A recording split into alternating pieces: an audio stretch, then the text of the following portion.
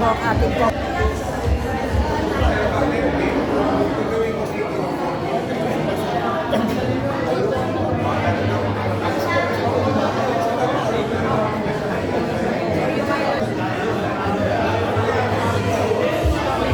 May mga ibang flavor po sila. Di ba, pero dito, Ano pangalan ng coffee ano nyo? isang cafe ko. Oh, coffee base. Kasi vlogger ako eh. Binablog ko ang inyong coffee. Masarap, natikman ko na.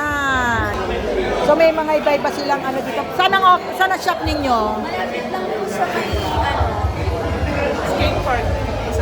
Malapit po sa skate park sa may East Bank. East Bank. Meron ba kayong page para anong page nyo? Promote Isa po. Isa. Isa. sa Facebook saka sa YouTube?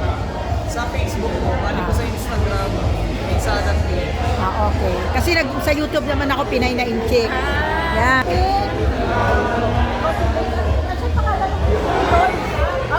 Oh, Coffee Visa. Yay!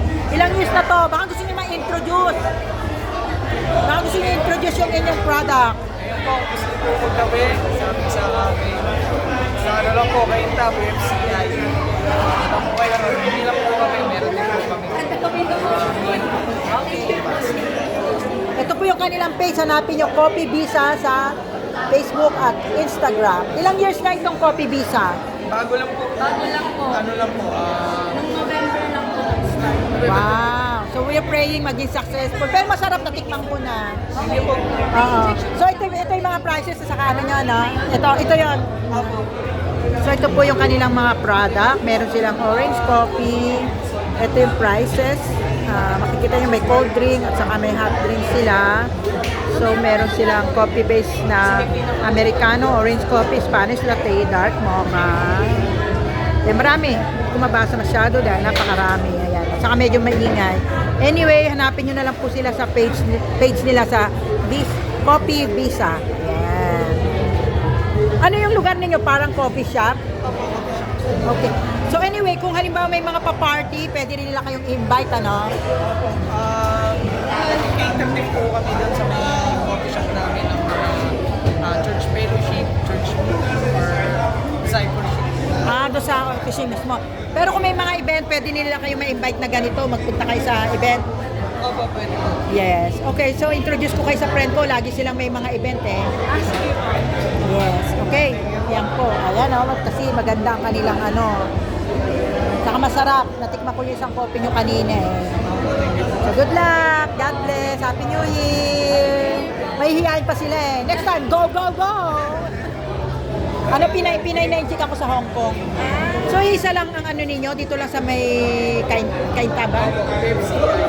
Walang ibang lugar? Dito lang sa Along Rizal lang, walang ibang branches? Oh, praying na next time maka-branch kayo. Kasi maganda naman yung inyong mga products eh. Pag may mga pa-party, yan. May message ko kayo kung magkano yung package. Yan. Or maybe you can give idea about the package kung magkano sa inyo. Sa ngayon po, wala pa po kami surprise maghanap sa mga. Kasi halos first time po namin. Pinag-aaralan nyo pa yung gano'n.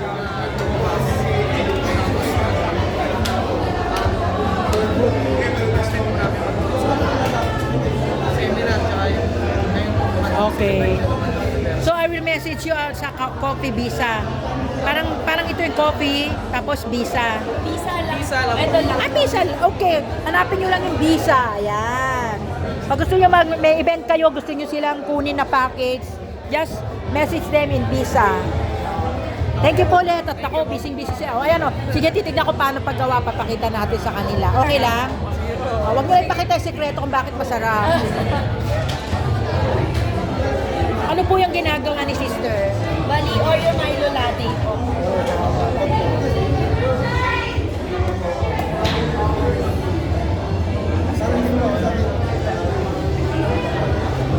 Ayun pala yung panghalo, yung gano'n.